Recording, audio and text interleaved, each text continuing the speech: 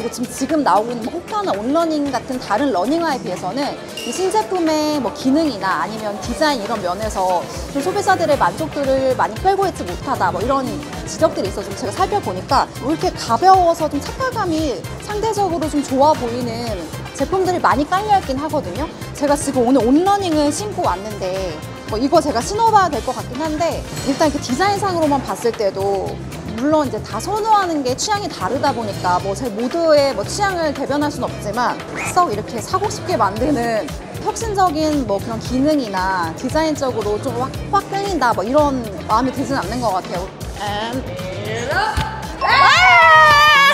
들어왔어. 어쩌다 얻어 걸렸지만 들어갔어요 지금. 네, 어바웃뉴스 시청자 여러분 안녕하세요. 매일경제 뉴욕 특파원 빌금입니다. 네, 여러분 나이키 하면 어떤 장면이 제일 먼저 떠오르시나요? 마이클 조던의 덩크슛 혹은 르브론 제임스의 코트 위 질주를 떠올리시는 분들 많으실 것 같은데요. 이 스포츠 스타와 함께 울고 웃으며 도전 정신을 브랜드의 상징으로 여겨왔던 나이키. 한때는 스피들이 용돈을 모아 꼭 사고 싶어 하던 전 세계 가장 핫한 브랜드 중 하나였는데요. 그런데 요즘의 나이키는 어떨까요? 여전히 가슴을 울리는 마케팅이 통하고 있을까요? 줄을 서서 기다리며 신제품을 사려던 사람들은 점점 사라지고 10대들의 마음은 다른 브랜드로 향하고 있습니다. 오늘 어바웃 뉴욕에서는 나이키의 계속되는 추락과 반등을 위한 절실한 터닝포인트가 무엇인지 함께 알아보겠습니다. 네, 제가 지금 나와 있는 곳은 뉴욕 소호에 있는 나이키 매장 앞입니다. 이곳은 6층짜리 대형 나이키 매장으로 각종 한정판 제품을 제일 먼저 출시하는가 하면 6층에 올라가면 에어 조단 매장을 따로 살펴볼 수 있어 이 매니아들의 발길을 끌어모으던 곳인데요. 한때는 매장 앞에 긴 줄이 늘어서던 곳이지만 지금은 예전만큼의 열광은 보기 어려워졌습니다. 물론 농구와 매니아들, 특히 조던 팬층은 여전히 두텁지만 이 러닝화를 찾는 젊은 세대는 근처에 있는 호카나 온러닝, 뉴발란스 같은 브랜드로 점차 발길을 옮기고 있는 모습입니다.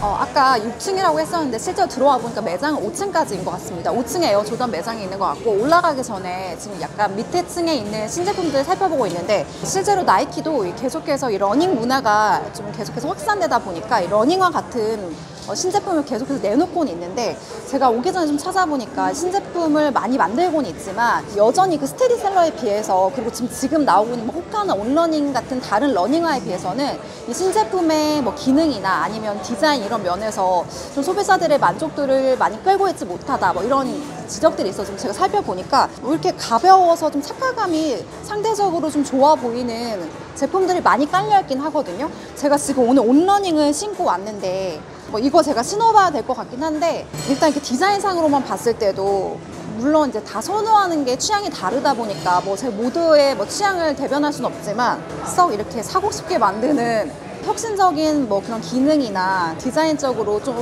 확 끌린다, 뭐 이런 마음이 들진 않는 것 같아요. 그래서 제가 이제 나이키 하면 가장 많이 신었던 게 뭐 에어 맥스, 뭐 에어 조던, 덩크 뭐 이런 거를 학창 시절에도 많이 신고 커서도 많이 신었었는데, 그런 제품들과 비교했을 때 신제품이 확고한 뭔가 끌림은 아직은 없는 것 같아서 그런 부분이 확실히 좀 아쉬운 것 같습니다. 이건 좀 사이즈가 작게 나온 것 보니까 농구화를 보통 이제 진짜 농구 선수들이나 아니면 농구하는 이제 남자들이 많이 이 에어 조던이라는 브랜드를 좋아하잖아요. 에어 조던이라는 건 이제 나이키에서 따로 파생돼서 나온 브랜드인데, 밑에 층에도 여자들이나 공용으로 신을 수 있는 이 조던의 약간 좀 일상화 버전으로 이렇게 만들어 오는 신발 섹션도 따로 보이네요. 에어 조던이 워낙 인기가 많으니까 데님 소재의 이런 조던 디자인도 보이고. 네, 앞서 얘기했듯이 나이키는 농구화에서는 여전히 강세라는 평가가 지배적입니다. 이 농구화는 확실히 나이키가 잘 만든다라는 말이 흔하게 들릴 정도인데요. 하지만 러닝화 시장에서는 사정이 좀 다릅니다. 호카, 온러닝 같은 이 신흥 브랜드들이 가볍다, 착화감이 좋다는 입소문을 타고 빠르게 시장 점유율을 넓히고 있기 때문인데요. 그렇다면 이 나이키의 부진이 계속되는 이유, 전문가들은 어떻게 보고 있을까요? 네, 먼저 첫 번째는 이 거대한 기업이 주는 이 소통 구조의 맹점입니다. 네, 오랜 시간 큰 성장을 이룬 나이키는 이 너무 거대해진 기업의 크기 탓에 의사결정 구조가 복잡해지면서 빠른 트렌드 변화에 민첩하게 대응하기 어렵다는 지적이 계속되고 있습니다. 이 반대로 규모가 작은 호카, 온러닝은 이 소비자 니즈를 빠르게 반영해 이 제품에 적용할 수 있었다는 분석들도 나오는데요. 전문가들은 이 나이키가 혁신을 위해 소규모 스타트업처럼 이 신속하게 실험하는 조직 구조를 일부 도입하면 지금보다 이 시장 대응력이 더 강화될 수 있다고 조언하고 있습니다. 또 하나 짚어야 할 부분은 디자인입니다. 이 나이키 디자인은 이제 더 이상 MZ세대, 특히 젠지 세대에게 어필하지 못한다는 평가가 나오고 있는데요. 오히려 올드하다는 이미지가 씌워지고 있는 겁니다. 새롭고 가벼운 제품은 찾아보기 어렵고 베스트셀러 모델만이 여전히 잘 팔리고 있는 구조가 지속적으로 이어지고 있는 건데요. 하지만 이 새로운 세대는 늘 새로운 것을 원하기 마련이죠. 이 격차를 메우지 못하면 브랜드 이미지에도 위험 신호가 커질 수 있다는 분석이 나오고 있습니다. 네, 실제로 소셜미디어에서 이 젊은 층은 호카나 온러닝을 인증샷과 함께 자주 공유하며 나이키보다 친근하고 트렌디한 이미지를 강조하고 있는데요. 이런 트렌드 변화는 브랜드 재포지셔닝 전략에서 중요한 고려 요소로 떠오르고 있습니다. 이렇게 나이키는 킴 카다시안의 스킴스와의 협업을 통해 새로운 여성용 액티브웨어 브랜드 나이키 스킴스를 출시할 예정이었으나 내부 생산 지연으로 인해서 출시 일정이 미뤄졌습니다. 네, 이런 협업 지연은 실제 브랜드의 혁신 이미지에 큰 타격을 줄 수 있다는 게 전문가들의 의견입니다. 네, 마지막으로 이 글로벌 시장 변수도 나이키에게는 적지 않은 부담을 주고 있습니다. 이 나이키는 미국 브랜드긴 하지만 전 세계적으로 판매가 이루어지는 글로벌 브랜드죠. 최근 무역 환경이 불안해지면서 관세 부담이 중국이나 다른 신흥시장에서는 악재로 작용할 수 있다는 평가가 나오고 있는데요. 결국 글로벌 매출에도 부정적인 영향을 줄 수 있다는 얘기가 나오고 있습니다. 그렇다면 실제 실적은 어떨까요? 이 나이키의 최근 2025년 회계연도 4분기 매출은 111억 달러, 전년 동기 대비 12% 감소했습니다. 반면 같은 시기 호카의 매출은 10% 증가, 온러닝은 35% 이상 증가했습니다. 즉 나이키가 역성장을 보일 때 신흥 브랜드들은 고성장을 이어가고 있다는 건데요. 네, 이런 매출 흐름은 투자자들에게 나이키의 전성기는 진짜 끝난 게 아닐까라는 반문을 제기하게 만들고 있습니다. 네, 이를 두고 이 투자 리서치 기관들은 이 나이키가 글로벌 공급망을 재정비하고 이 신제품 출시 주기를 기존보다 단축할 경우 주가 회복 가능성이 있다고 분석하고 있는데요. 하지만 단기 실적 압박은 불가피하다는 게 대다수 전문가들의 의견입니다. 네, 최근 CNBC가 제작한 나이키 관련 다큐멘터리에서는 이런 분석을 내놓기도 했는데요.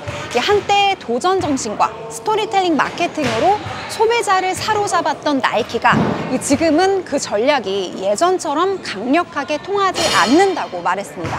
조직은 방대하게 커졌지만 기민함은 줄어들었고 이 마케팅의 감동도 기존보다 많이 약해졌다는 분석을 내놨습니다.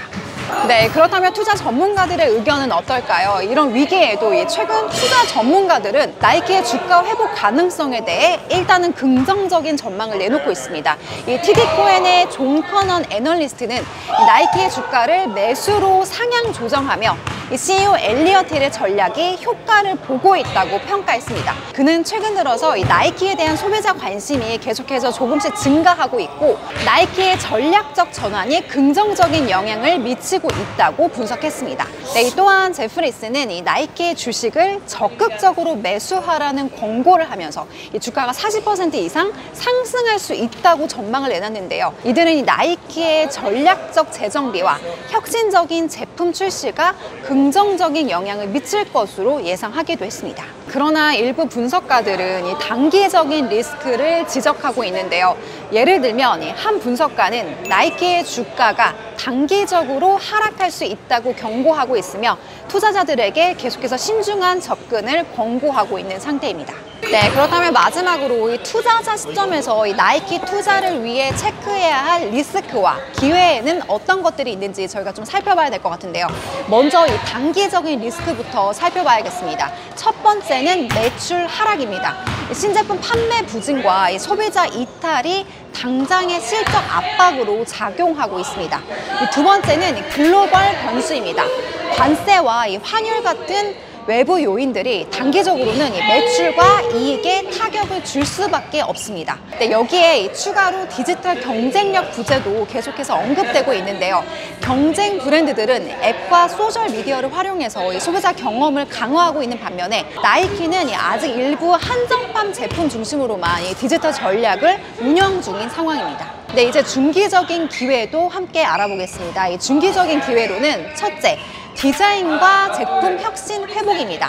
나이키가 이 젠지 세대를 다시 끌어들이는 디자인 변화를 성공하게 된다면 반등의 발판이 마련될 수 있다는 해석이 나옵니다. 네, 이어서 두 번째는 러닝화 시장 재도전입니다. 농구화는 여전히 강세지만 러닝화에서 경쟁 브랜드를 따라잡는다면 새로운 성장축이 될 수 있다는 평가입니다. 또 이 밖에도 이 중기 전략으로 이 지속 가능한 소재를 활용한 친환경 라인 확대와 한정판 콜라보레이션을 통한 브랜드 이미지 강화도 중요한 기회 요소로 지목되고 있습니다. 네, 마지막으로 나이키에게 남은 장기적인 터닝 포인트 뭐가 있을까요? 무엇보다 가장 중요한 건 이 브랜드 스토리의 재발견입니다. 나이키가 한때 이 소비자의 가슴을 울렸던 저스트 두잇의 정신을 어떻게 다시 현대적으로 풀어낼지 그 스토리텔링이 장기 성장의 핵심 고리가 될 수 있습니다. 제가 사실 농구 처음 해보는 건데 한번 여기서 연습할 수 있다 그래서 한번 해볼게요. So is it right? There you go. So you Yeah. all right. Right. For our shot. Yeah. Okay. Mechanics of the shot. Do you write with your right hand? Yeah.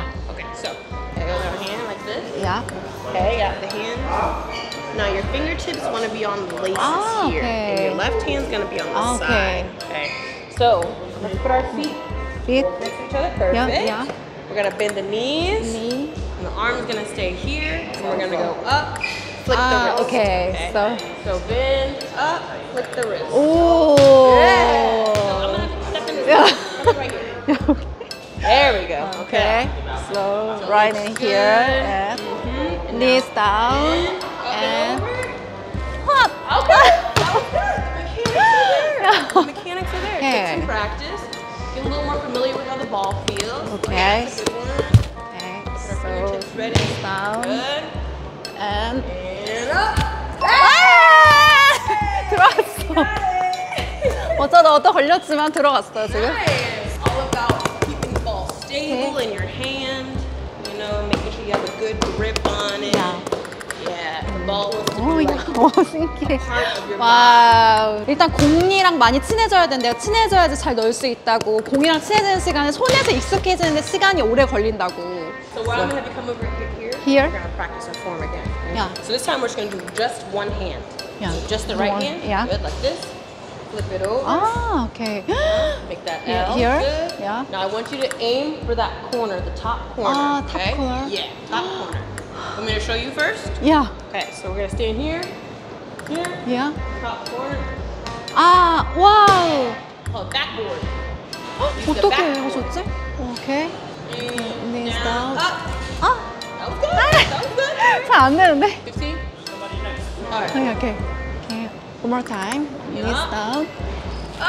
Nice. It's okay. It's okay. But this is a little bit farther, so it's gonna be harder because you haven't practiced at this length. Oh, yeah. But that's okay. Same thing.